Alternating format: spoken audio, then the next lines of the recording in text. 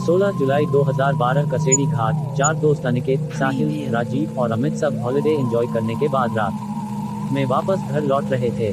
अमित, अरे यार कब ये रास्ता खत्म होगा, 2 घंटे से इसी रास्ते पर भटक रहे हैं, बैठे बैठे कमर में मोच आ चुकी है। राजीव, हाँ यार साहिल, तुझे इस रास्ते के बारे में पता भी है या ऐसे ही गाड़ी को भगाया जा रहा है? साहिल, पता नहीं यार, दिन में तो ये रास्ता जल्दी कट जाता है, ना जाने इस वक्त ऐसा क्या हो रहा है। और वैसे भी मैं रात में कभी इस रास्ते से सफर नहीं किया, दिन में 2 से 3 बार यहाँ से गुजरा हूँ, रात का एक्सपीरियंस तो मुझे भी नहीं है।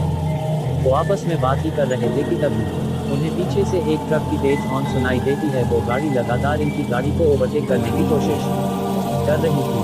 अमित कैसा ड्राइवर है, पीकर गाड़ी चला रहा है क्या?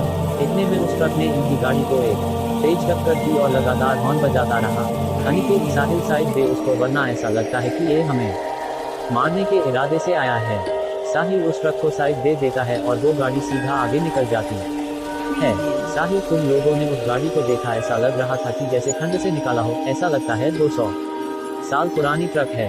वो लोग इस इंसिडेंट से घबरा गए थे। तकरीबन 10 मिनट बाद गाड़ी एक पुराने कब्रिस्तान से गुजरती है। उस हाईवे पर एक कब्रिस्तान भी पड़ता था। गाड़ी जैसे ही उस कब्रिस्तान से गुजरती है, उन्हें कब्र के पास वही पुरानी ट्रक दिखती है जो थोड़ी देर पहले उनकी जान की दुश्मन बनी थी। राजीव, साहिल, गाड़ी रोक, वो देख। अमित, अरे ये तो वही ट्रक है जिसने हमें परेशान कर दिया था। साहिल, मुझे लगता है कि हमें एक बार जाकर देखना चाहिए कि बात क्या है। अमित, तू पागल हो गया है क्या? आधी रात इस तरह कब्रिस्तान में जाने की बात कर रहा है, अरे मरना है क्या?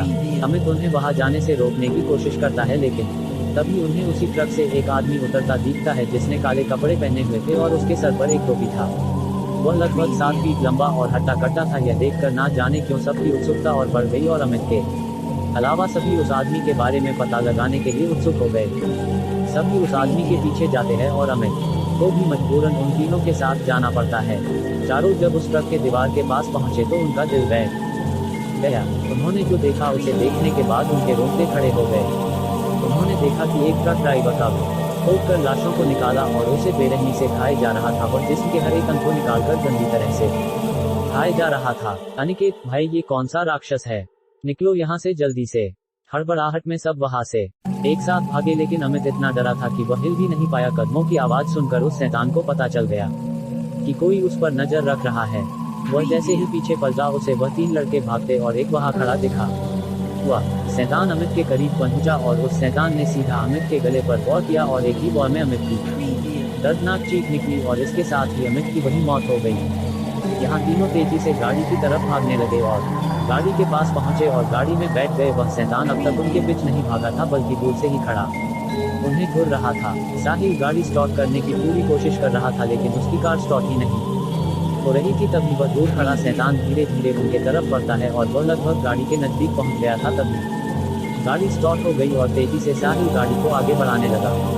वह शैतान इन तीनों के पीछे पड़ चुका था और तभी वह हवा में उड़ा और सीधा गाड़ी पर कूद गया। और जैसे ही अनिकेत उसे देखने के लिए अपनी मुंडी गाड़ी से बाहर निकाली, तभी उस शैतान ने अनिकेत का सर अपनी भारी तलवार से काटकर अलग कर दिया और उसका अधकटा शरीर गाड़ी में ही फड़फड़ाने लगा। यह देखकर साहिल और राजीव दोनों डर गए और दोनों जान बचाने के लिए चलती गाड़ी से कूद गए। वे दोनों घास के मैदान में गिरे जिससे उन्हें कम चोट आई। वे दोनों सांस दबाए घास में लेटे रहे, लेकिन उनके डर को उस शैतान ने महसूस कर लिया और फिर शैतान को राजीव एक कोने में दिखा। तभी वो शैतान अपने लंबे नाखून और धारदार तलवार से राजीव पर वार किया, जिससे उसकी दर्दनाक चीख निकल आई और उसकी मौत हो गई। उस शैतान ने साहिल को नहीं देखा था और साहिल भी राजीव की मौत के वक्त वहां से निकल चुका था, जिसकी वजह से वो बच गया। उस रात कसेड़ी घाट हाईवे पर जो भयानक हादसा उनके साथ लगा, उससे सभी को ये सीख लेनी चाहिए कि अंधेरी रातों में भूतिया रास्ते से गुजरने का अंजाम कितना खौफनाक हो सकता है।